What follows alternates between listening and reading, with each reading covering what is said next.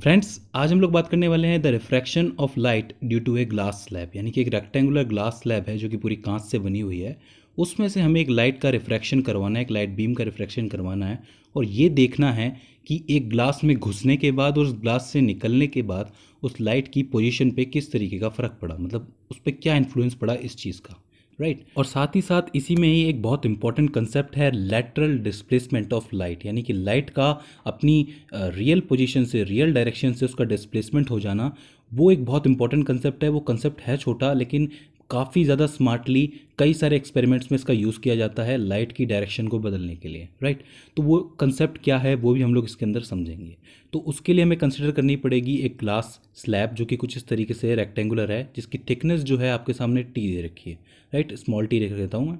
और इसके बीच में मैं क्या करता हूँ, एक नॉर्मल खींचता हूँ एन, यानी कि इसमें से यहाँ पर होगा क्या कि इस किसी डायरेक्शन से लाइट आएगी और इस नॉर्मल के या तो टुवार्ड्स झुकेगी या फिर इससे दूर झुकेगी, राइट, मतलब दूर जाएगी।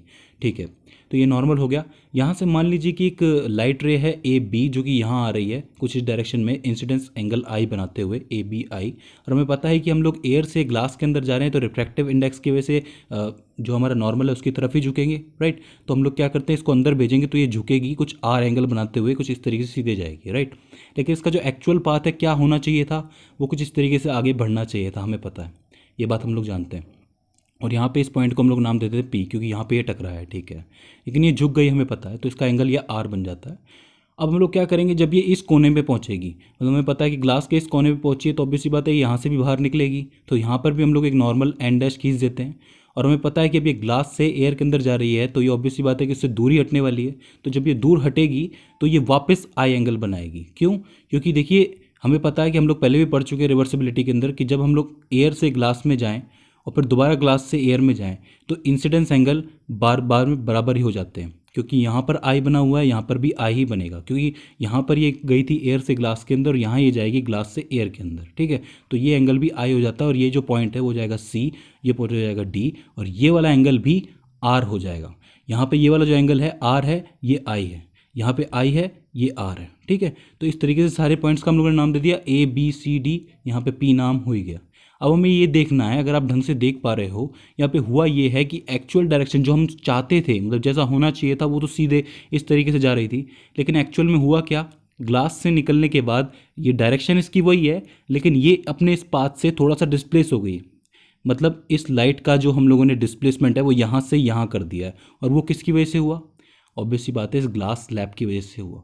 तो इस ग्लास स्लैब का यूज़ जो मेनली हम लोगों ने किया, इसको डिस्प्लेस करने के लिए किया, और ये जो इसके बीच का जो डिस्प्लेसमेंट है वही है लैटरल डिस्प्लेसमेंट। और यही कंसेप्ट हम लोग यूज़ करते हैं मेनली लाइट की डायरेक्शन को यूज़ करने के लिए। काफ़ी फेमस एक्सपेरिमेंट्स के अंदर इसका यूज़ किया जा चुका है, राइट।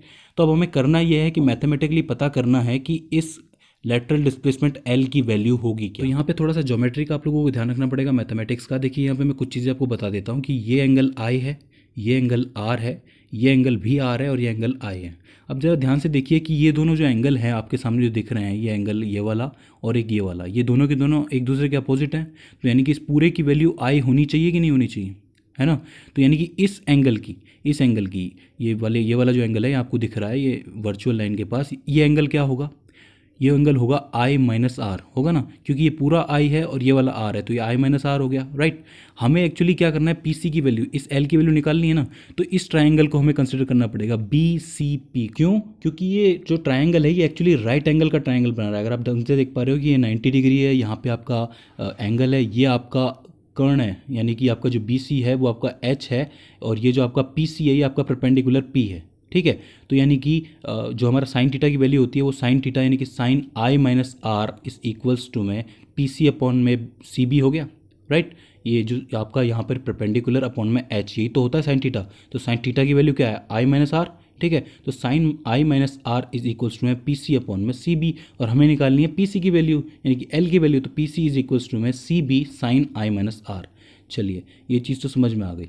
अब देखिए अगर हमें इसे सिंप्लीफाई करना है तो हमें एक और ट्रायंगल को कंसिडर करना ही पड़ेगा, और वो ट्रायंगल जो होगा वो बी सी एन होगा, जहाँ पे ये सी बी है वो आपका एच है ही, और यहाँ पे जो टी है, जो थिकनेस है, थिकनेस को आप लोगों ने नाम दिया बी एन, ठीक है।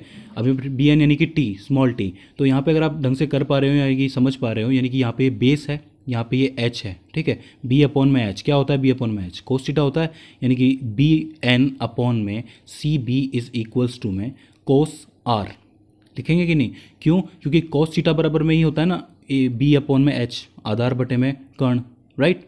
तो इसका मतलब कोस r हम इसे लिखेंगे और हमें सी बी की वैल्यू इसमें से निकालनी है, तो C B is equals to में t अपॉन में कोस r। समझ रहे हैं आप, हमने क्या किया कि इस सी बी की वैल्यू निकालेंगे तब जाकर के ये चीज़ और सिंप्लीफाई हो पाएगी ना।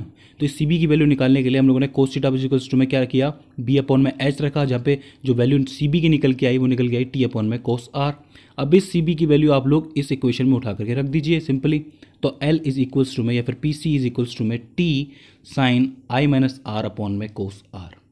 तो ये जो फॉर्मूला आपका निकल के आता है वो होता है लेटरल डिस्प्लेसमेंट का। इस फॉर्मूला के हिसाब से जो हमारी लाइट रे है उसने अपना जो पाथ है वो डिस्प्लेस कर लिया, डायरेक्शन वही की वही रही, पाथ बदल गया।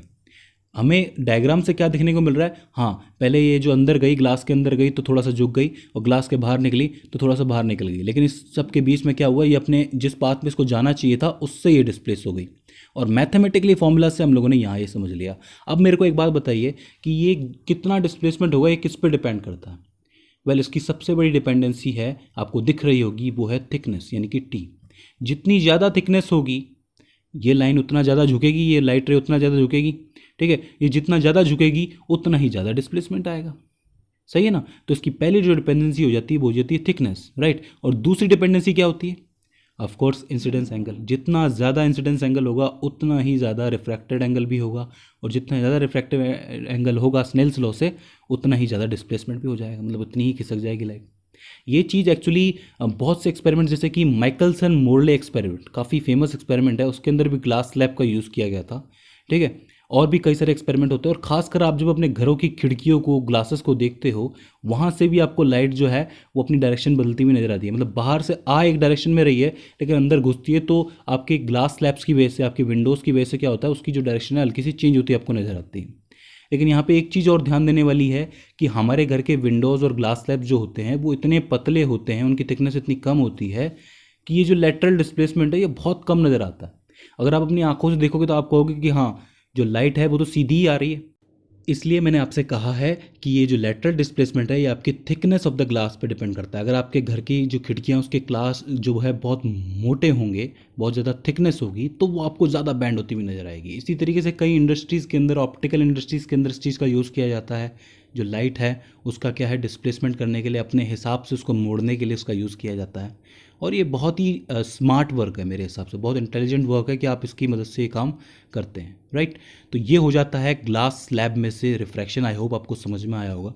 ये एक्चुअली छोटा है कंसेप्ट लेकिन बहुत इंपॉर्टेंट है। ये लेटरल डिस्प्लेसमेंट आगे चल के बहुत बड़ी चीज़ बन जाती है, राइट। तो इसका बेसिक आपको याद रखना है। मैं कहूँगा कि आप वापस एक काम कीजिए कि ये जो आप मैंने लिखे हैं ABCD वर्ड, आप इसको चेंज कर दीजिए, PQRS लिख दीजिए, कोई भी आप लेटर उठा लीजिए, इससे आपकी प्रैक्टिस अच्छी हो जाएगी, ठीक है। सो फ्रेंड्स ये हो जाता है लेटरल डिस्प्लेसमेंट, और साथ ही जो हमारा लाइट का refraction through a glass slab. I hope आपको समझ में आया होगा, और आई होप आपके लिए वीडियो हेल्पफुल साबित रही होगी। अगर इसके बाद भी आपको कोई क्वेरी आती है, कोई दिक्कत आती है, फिर हमसे कोई गलती हो जाती है, तो प्लीज़ हमें कमेंट सेक्शन के जरिए बताइए। सो फ्रेंड्स आज की इस वीडियो में बस इतना ही। सी यू इन द नेक्स्ट।